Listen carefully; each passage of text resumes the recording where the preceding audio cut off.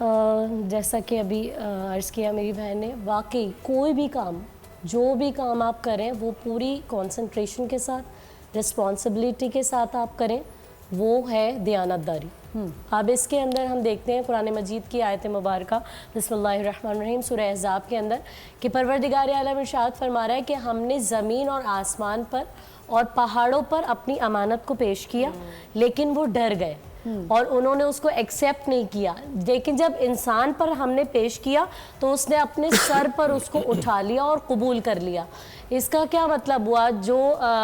اور جتنی بھی مخلوقات ہیں، خدا کی جو تخلیقات ہیں، کیا وہ پروردگار عالم کی اطاعت میں نہیں ہے یا اللہ کے تابع نہیں ہیں؟ تکوینی اعتبار سے تو وہ سب اللہ کے تابع ہیں، لیکن وہ ڈر گئے۔ ہمیں پروردگار عالم نے اشرف المخلوقات بنایا، ہم نے اس ذمہ داری کو اٹھایا۔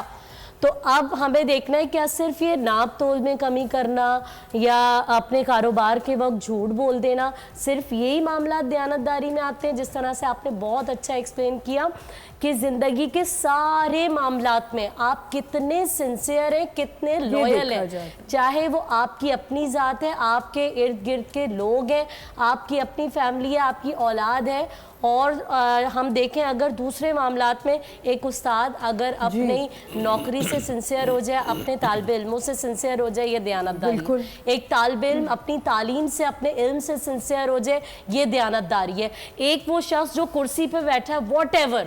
کوئی بھی پوسٹ ہے، کوئی بھی عہدہ ہے، وہ اس سے سنسیئر ہو جائے۔ ہمارے حکمران ملک کے ساتھ دیانتداری کر دیں تو یہ بھی بہت بڑی بات ہے۔ ایکسپلین کر دیا، بالکل۔ تو وہ جس بھی کرسی پہ بیٹھا ہوا ہے، کوئی بھی شخص ہے، وہ کسی بھی عہدے پہ ہے، تو وہ اس کے ساتھ سنسیئر ہو جائے، یہ دیانتداری ہے۔ ہمارا مسئلہ کیا ہے؟ ہم یہ پوائنٹ آؤٹ کرنے کی کوشش کرتے ہیں کہ جی وہ فلاں ہے نا، وہ اپنا کام ٹھیک سے نہیں کر رہا۔ ہم اپنے کام کو نفاست سے نہیں کرنا چاہتے، ہمیں چاہیے کہ ہم اپنا کام نفاست سے کریں، ایک دوسرے پہ ڈالنا، بالکل اپنے کام پہ فل فوکس کریں اور بہت اچھے طریقے سے، کہ پروردگار تو دیکھ رہا ہے، بندے دیکھیں نہ دیکھیں لیکن رب تو دیکھ رہا ہے نا، تو آپ اپنی لائلٹی کے ساتھ اس کام کو انجام دیں اور دوسروں کو پہ فوکس کرنے کے بجائے اپنے آپ پہ فوکس کریں تو انشاءاللہ بہتر ہوگی۔ اور دیکھیں ایک مثال تو ابھی ہم 2 ہفتوں سے اتنا ایک سیلیبریٹ کریں چیز کو کہ ہماری پاک فورسز نے کیسے، ہماری پاک فورسز نے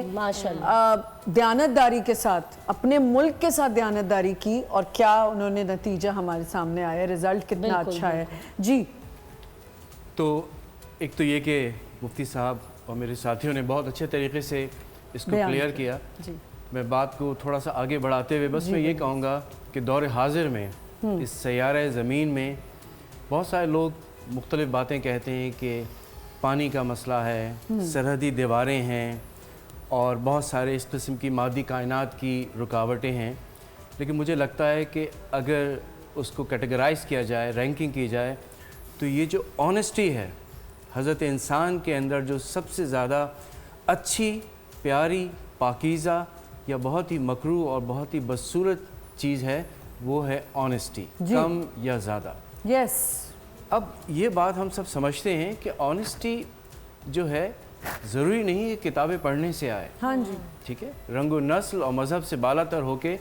آنیسٹی ایک ایسی چیز ہے جو اللہ تعالیٰ نے ہم سب کے اندر دی ہے۔ بے شک۔ اوکے،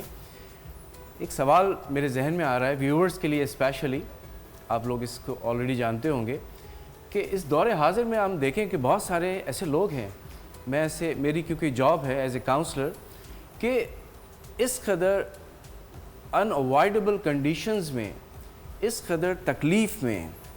اس قدر فائنینشیل سٹریس میں اس کی لائف بڑی میزریبل ہوئی ہوئی ہے،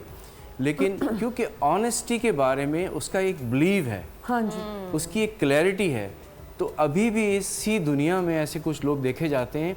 کہ اس کے باوجود بھی وہ سچ کا راستہ اسی اختیار ٹریک کرتے پہ چلتے ہیں، بالکل۔ جبکہ اس کے برعکس اس بات کو بھی ہم دیکھتے ہیں کہ ایسے بہت سارے ساتھی ہیں جو کہ دنیا جہاں کا علم رکھتے ہیں، لیکن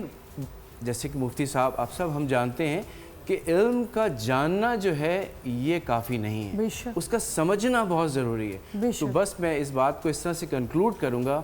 کہ آنیسٹی کے بارے میں بڑی بڑی ہم تقریریں کر دیں، لیکن اس کی اپلیکیشن ایک شخص کی روزمرہ زندگی میں اگر وہ نظر نہیں آ رہی تو وہ ایک طرح سے آنیسٹی کے بارے میں نہیں جانتا جس کی ضرورت ہے۔